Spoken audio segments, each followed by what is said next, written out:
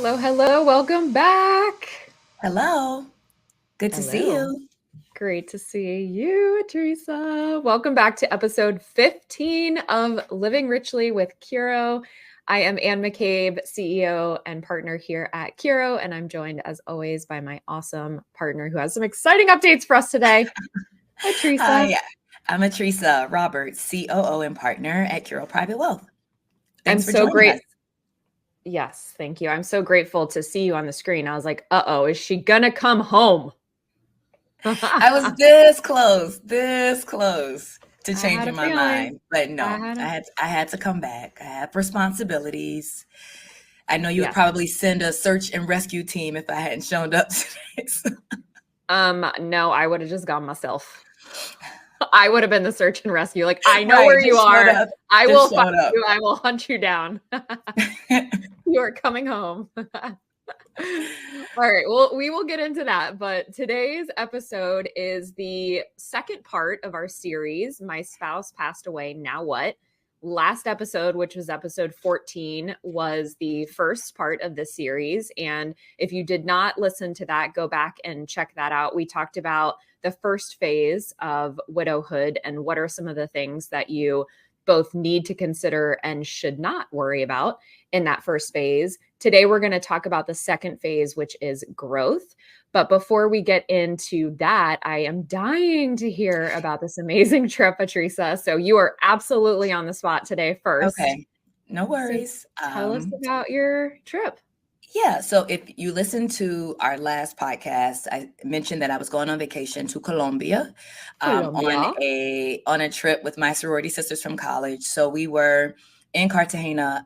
We were there together for 3, 4 days. I stayed an extra day with another one of my sorority sisters. We decided to give it an extra day, but we were in Cartagena. We stayed in this beautiful boutique hotel where there was enough of us to reserve the entire place to ourselves. So it was just us. And the staff at this hotel, 5 stars. Like I cannot wait to leave reviews on Yelp, TripAdvisor, like every site you can think of. They took such good care of us. They made us feel so safe. Anytime we went to leave, it's like, oh, where are you going? Let me escort you. They would like walk us up the street to get coffee and walk us back. It was a Wow. fantastic experience. The weather was beautiful. We happened to be there during Independence Day. So every day, parades, music, drum lines, every night was a party. It was such a beautiful time. We felt so welcomed and safe in Cartagena. So it was an incredible experience. I got a lot of time to just drink mojitos and lounge in the sun and lounge by the pool, which I so desperately needed. The last year has Yes. been such a grind. So it was nice to be able to just go and take a deep breath for a little while, but it was absolutely fantastic. Absolutely fantastic. I had such a good time. I'm like at the point where I'm thinking that Colombia should be either an annual or a biannual trip for me. I'm like, I would come back here every day of the week. It was such a beautiful experience. So I had a fantastic time. Wanted That to is so stay awesome. longer, but of course had to get back. Had a little bit of some travel hiccups yesterday, just fallout from weather and the outages of last week, but made it back in one piece, which is important. And now I'm here with you today. Yes. Again, so grateful that you're here. I was like, don't know, don't know. I think she's gonna have too much fun. She's gonna be like, why would I go back to that boring Right. work stuff? That's for the birds.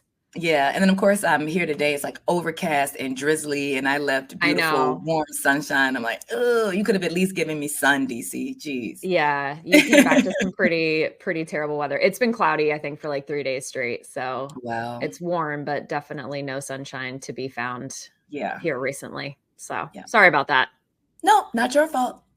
But I'm so glad you had a great time. And yeah, I mean, I think what my experience always in Colombia is it's a great time. They know how to have such a fun time and Yes. just enjoy life. Like they live to have a great time. And the people are so friendly and so Yes. hospitable and so like grateful that you are there in their country and want to make you feel welcome. And it's an incredible country. So I'm so glad you Yeah. got to experience that beauty.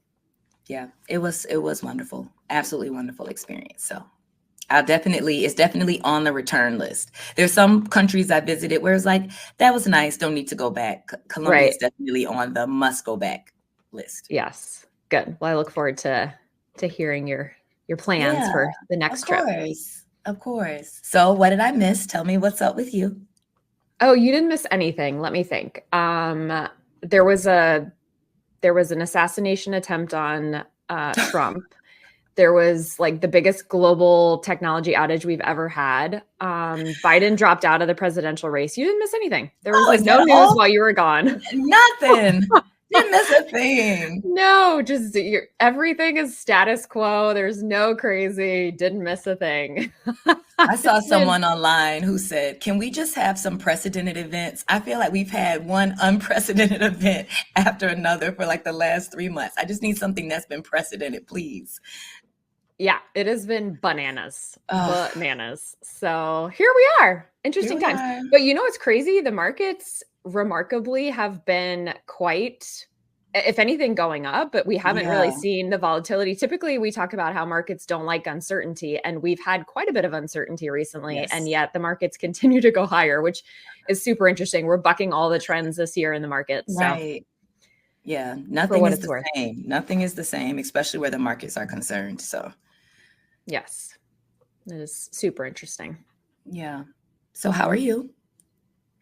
I'm doing great. I'm doing Good. great. I unfortunately was not in Colombia, as you know. I threatened to crash your party and just show up, but I didn't do that, unfortunately. Maybe next time. So I'm good. I'm excited because this week marks the 10-year anniversary of me starting the rest inside of Curo. Anyway, Woohoo! yes, I'm so excited. I Confetti, can't. confetti. Yay. Yeah, I can't believe it's been 10 years. Of course, our Rockville side where Teresa is like a 40-year-old firm. Right. But the rest inside is turning 10 years old on Thursday. Wally and I are going to Rose's Luxury. I'm so Oh, excited. I finally got a reservation. Yeah, I couldn't wait to I'm tell you. so So jealous. yeah, so I can't wait. I can't wait to report back on our foodie experience because this restaurant, as you know, has been on my list for a long time. Yeah. And I wanted to do something special to mark the 10-year Yeah, as you should. anniversary. Yeah. As you should. And Rose's Yeah. Luxury is a good place to celebrate. Yes. I'm really excited. So I will report back next week how it goes, but Yeah. I'm sure it will be lovely. Yeah. And I mean, and good for you that usually there's just like a tasting, right? So it's whatever the chef is doing. So I'm sure they can accommodate all of your diet sensitivities and restrictions. So it should be hopefully a really good experience for you. Yeah. Yeah. I emailed them. They said online, Mhm. to email if you had Yeah. any restrictions or, dietary things. So Yeah. yeah. So we'll see. I will let you Yay. know. Ooh, I'm cannot excited. wait to hear your review. Yes. Yay. All right. So let's get into Yeah. our topic du jour. And, this is a hard thing to talk about. And Mhm. we at Curo, we specialize in working with women in transition. And so we work with a lot of women who either suddenly have lost a spouse or it was expected, but it's never easy. It's always No. a really hard situation and challenge to go through. So this episode and sort of this phase that we're going to focus on today, we borrowed from Kathleen Real, who is an expert in helping widows through these phases and these transitions. So she talks about the first phase being grief, which again we talked about in our last episode.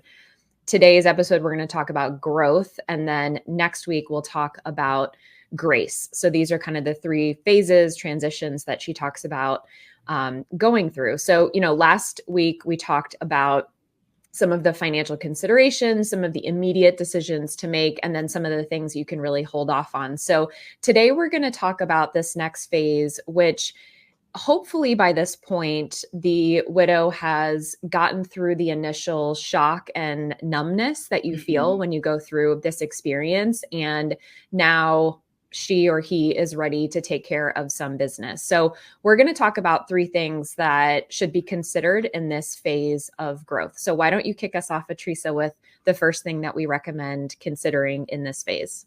Sure. So, first step is to create an updated financial plan. As you may realize, a lot of the planning that you've done up until that point has been with a partner. in mind. And not to say that you will never be repartnered, but it is important to create a plan that speaks now to your current situation as an individual. So you want to focus on short-term goals first. And we talked in our last episode about putting off big decisions, especially if they weren't things that you had to decide right then in the moment. But in this phase, you want to consider those short-term things, those goals that you want to get done in the next 6 months, 12 months, 18 months. And you want to decide when it is appropriate to do certain things. So big decisions like what to do with the house, those are longer term things, but there may be some short term goals that you need to tackle first. Then you want to update your spending or budgeting plan. And we mentioned this a little bit in our last episode, but cash flow is one of those things that may have been interrupted by the death of a spouse or a partner. So you want to put together what that updated budget and spending plan looks like for you. There will be some expenses, obviously, that will remain the same for you, like the mortgage, of course, in the short term if you're keeping the house. But there are things that your partner may have had that were expenses that were separate for just them, that you'll want to adjust the budget and spending plan around, just to ensure that you understand your cash flow and that any income changes are reflected accurately in your spending plan. You also want to review updated net worth, because there are, of course, lots of things that change financially after the death of a spouse or a partner. You may have gotten death benefits from a life insurance policy. So you want to review what that updated net worth looks like for you, and then also review updated financial and retirement projections. Again, lots of the planning and projections were built around two people doing this together. And now that you're in a space where you have to be an individual and think of it for yourself, you want to make sure that you're reviewing what that new long-term or financial and retirement plan looks like, to make sure that you're still on track with your goals. And of course, this is an important time to be working with the professionals in your life. You want that team around you to make sure that you're not forgetting the small things, some of the things that fall through the crack, because you want to be sure that your retirement goals aren't disrupted by the loss of your spouse or of your partner.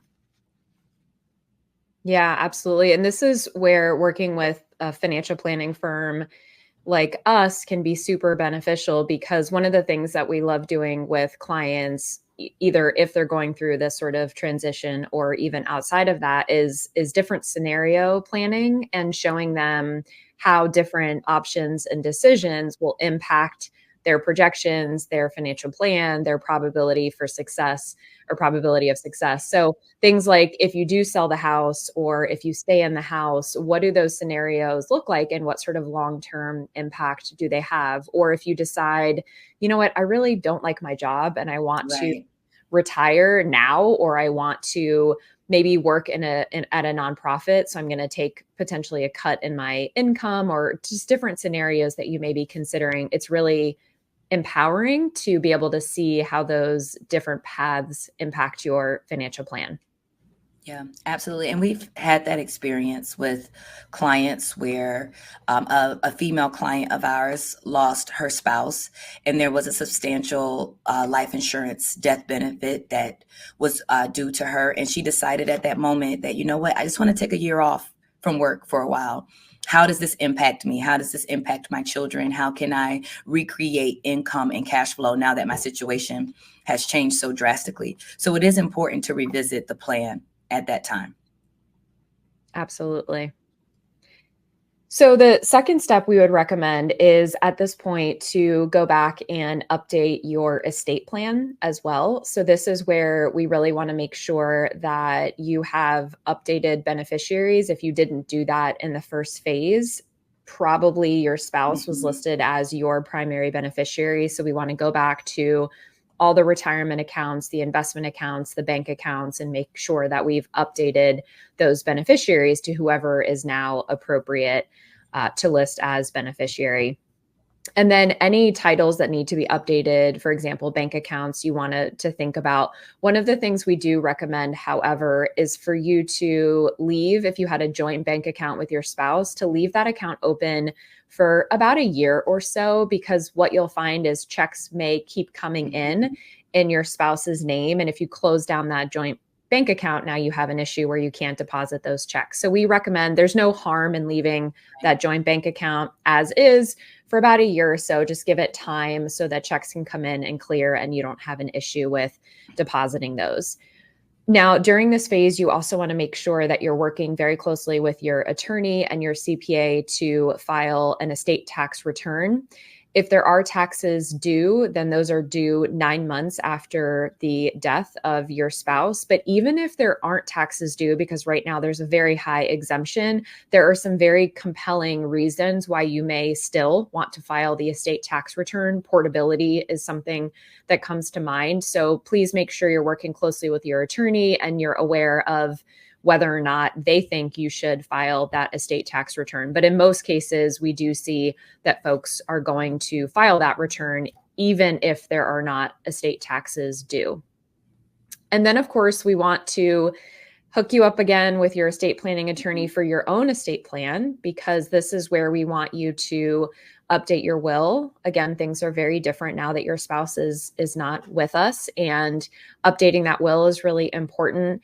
If you have trust documents, chances are your spouse is probably the successor trustee on your trust. So we want to update that. And then, of course, healthcare directives, powers of attorney. We have to decide who is now going to be responsible for helping you make these decisions in the event that you're not able to make them for yourself.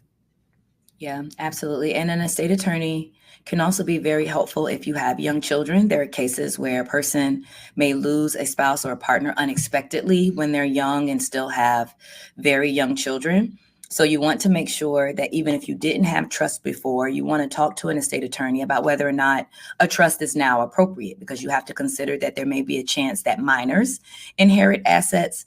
And you want to make sure that there are instructions in place that help to protect them in that space should something happen to you and they are still not yet of majority age. Great point. And this is also where you want to name the guardian of your children, right? Because when you're a couple, if one of you passes away, then the surviving spouse automatically continues to be the guardian for those children. But if you have minor children and both of you pass away, then you want to make sure that that guardian is listed. If it's not in a legal document, then the court system is going to make the decision of who is going to care for your children, which I know as a parent terrifies me. I don't want a court making that decision. I want to make that decision for myself. So really, really good point. Yeah. And unfortunately, your next of kin is not always the ideal person for taking over the responsibility of your children. So you want to be sure that you have those instructions in place. Absolutely. Important that you've documented your wishes. No questions. So our third point here is, and this is the part too that I think is maybe forgotten about a little bit when you're sort of in the midst of what I say is a traumatic experience, but that is also to not forget to take care of yourself. There are a lot of emotional and mental things that are happening as you're dealing with the loss of a partner or any loved one in that instance. And it's important that you not forget to take the time and space to care for yourself. So this may be meditation, yoga, physical fitness, working with a therapist, just making sure that you're having those times and those moments in your life when you really get to process what is happening to you, both emotionally and physically, because oftentimes we carry grief in our physical bodies. So it's important that we take care of ourselves, because you can't pour from an empty vessel, as I like to tell people. So making sure that you're protecting your vessel is very important. You also want to, as much as possible, be around the people who feel you and who love you and who are supportive of you.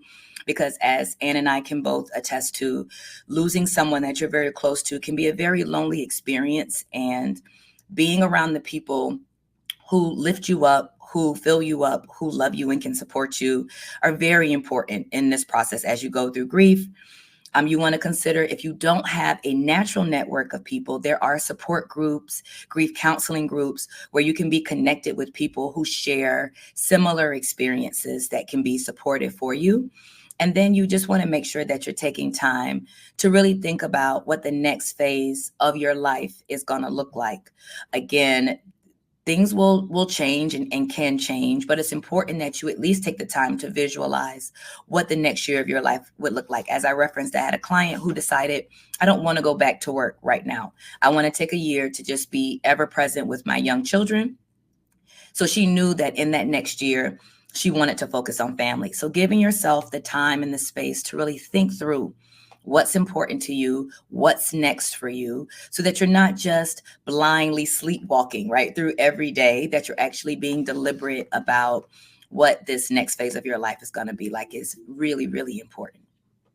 Yeah, absolutely. And I think understanding too that whatever you decide for yourself is perfectly fine. We had another client who lost her husband, and it had been a long battle. He was sick for many, many years, and she was actually a stay-at-home mom, and she decided after her husband passed away that she wanted to start a business, that she had given everything to her children and to her husband while he was sick and taking care of him. But then, she wanted to start a business, and she felt like she had a lot to give to the world. And so, it's going to be different for every person, but that's why we recommend that you take the time to reflect on what that looks like for you and what really feels good. And in some cases, it's going to be kind of pulling back and chilling out a little bit. And in some cases, I think it's going to be leaning in, and either one of those options is perfectly fine. Yeah. Yeah. It's just you get to decide and to give yourself the time to work through what that is. Right, exactly. I think another point too, and I remember having this experience after going through a divorce, which is obviously different, but it is a loss, right? It's a loss. Absolutely. Yeah. And I think one of the other challenging things and something to consider is to be open to new friends, to meeting new friends and people, because a lot of times when you're coupled, a lot of the social events that you have and the friend groups that you have are as a couple. And when you all of a sudden are now single, either because of a death or a divorce, it's a very different dynamic. So if you used to hang out with all couples and now all of a sudden you're by yourself, it can be a little awkward. And so I think this is a good time to be open to new friendships, and whether it is through those support groups that Atrisa mentioned or any other format, but just being open to meeting new people and building new relationships, because it can be challenging and different once you no longer have your spouse. Yeah, I don't know that I thought about it that way, that many times couples, their social circles are also couples. So that's a wonderful point. Yeah, I remember when I first got divorced, my friends were always like, oh yeah, you can come over. It's fine. You can hang out with us. But you always kind of feel like the third wheel. It's a little awkward. They didn't never meant any harm, but of course you're going through so many emotions after that sort of transition that it can be a little awkward. So I think just being open to new friends is healthy as well. Yeah, it's a wonderful, wonderful point. Thank you for sharing that. Yeah, of course. All right. So that wraps us for our topic today. We hope this was helpful and gave you some things to think about if you yourself are either going through this situation or if you know of someone who is going through this situation. So it's time for our closing thought for the day. So what closing thought do you have for us, Atrisa? Actually, I'm going to let you start today, since I went on and on about Colombia at the beginning. I love hearing about it. So I'm sure our listeners do too.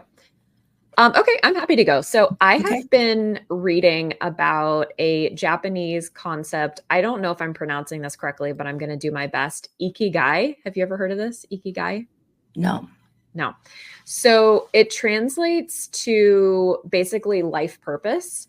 And the concept or the idea is for you to find the intersection of what you love, what you're really good at, your unique skills and talents, what the world needs, and what you can be paid for. And finding and thinking about these four concepts and figuring out where they all intersect. Because if you have just two of them or just three of them, it doesn't actually quite work to be Ikigai. But if you can find where the four intersect, this is where we can find purpose and fulfillment and really feel like we are adding value to the world and being able to make a living as a result as well. So I've been reading about this, and I just think it's a really fascinating and lovely topic to think about.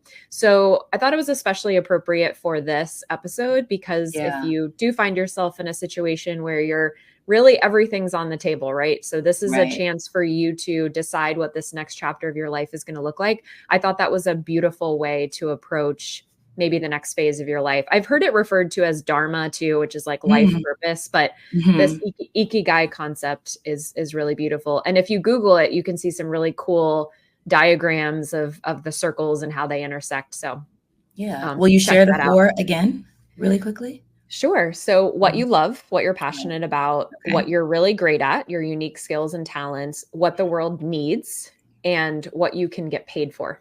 Okay. I like that. I've never heard of that concept before. Yeah, I hadn't either, but I came across it and I was like, oh, that is beautiful. Yeah. Okay. So that's what we're shooting for now. The ikigai. Ikigai. Again, I don't know if I'm pronouncing it correctly, but doing my best. Forgive us. Japanese is not one of our languages. Exactly. So how about you? Yeah. So my closing thought, and it was something that came up often during the trip, where small inconveniences reroute you. And like I mentioned, having travel issues and not getting home when I thought I was going to get home. And my sister had said this to me years ago, but someone else repeated it on the trip, is that sometimes when you're inconvenienced or you're rerouted, you want to say thank you to God, the divine, the universe, whatever you subscribe to or don't subscribe to, for whatever it is that they were protecting you from. Oh my gosh, yes. And I think that shifted my thinking around even how frustrated I was in the airport and having to stay an extra night in a different city, just reminding myself to say, I know I'm being rerouted, but there could possibly be something that I'm being protected from. And thank you for that. So I think I'm trying to find ways to translate that into my general life, right? When things don't go to plan, even if it's not logistically, right? Even if there are things that you wanted to do that you couldn't do, something that may not have been as successful as you were hoping, that maybe in the background, the universe was working together to protect you from something that could have been worse. So that's been my thought over the last couple of days, is to, even when I'm being inconvenienced or I'm not doing the thing I thought I would be doing, to still be grateful in those moments, because there may be something else that I'm being kept from, right? Doors keep things out and also keep us in. And sometimes being kept in or kept away from things can also be to our benefit, whether we realize it or not. So even being thankful for those moments when we're slightly inconvenienced or rerouted, to just remember that maybe something bigger is at play here in my life. I love that. And I think it's such a great mindset shift. Yeah. And I know oftentimes when a flight is delayed or whatever because of mechanical issues, I'm always like, people, why are you mad? Like, don't you want the plane? Don't you want the checklist completed and the safety protocols followed? Like, I don't want to get on a plane because that has safety issues. So yeah, I think that mindset shift is so important, and to be confident, whatever your spiritual or religious beliefs are. But I absolutely believe that, some doors that we think we want opened for us don't open because there's something bigger and better somewhere else that we just don't know. We don't know what that is yet, but it's for our highest good. So I love that. Yeah. Being rerouted can sometimes be a good thing. Because again, I told myself I'd never be in this business again. Exactly. I've been rerouted and here I am. Thankfully, the universe knew. Yeah, it did. Absolutely. My purpose. Love that. Yes, your ikigai. Well, thank you for sharing that. That's an awesome reminder for all of us, for sure. So thank you to all of you for tuning in again to another episode of Living Richly. Here's our weekly reminder to please share this episode with your friends. If you got value from it or even entertainment from it, please give us a 5-star review and leave a rating. Let us know what you enjoyed about the episode and send us your questions, please. We want to answer them. Send us an email to podcast@curoprivatewealth.com. If we answer your question live on our podcast, we will send you an Amazon gift card as a thank you. So please shoot in those questions. We would love to answer them. We'd love to hear what sort of financial questions you have. So thank you again for tuning in. We will be back here next week, next Friday, for another episode. We wish you all well and to live richly. Live richly. See you next time.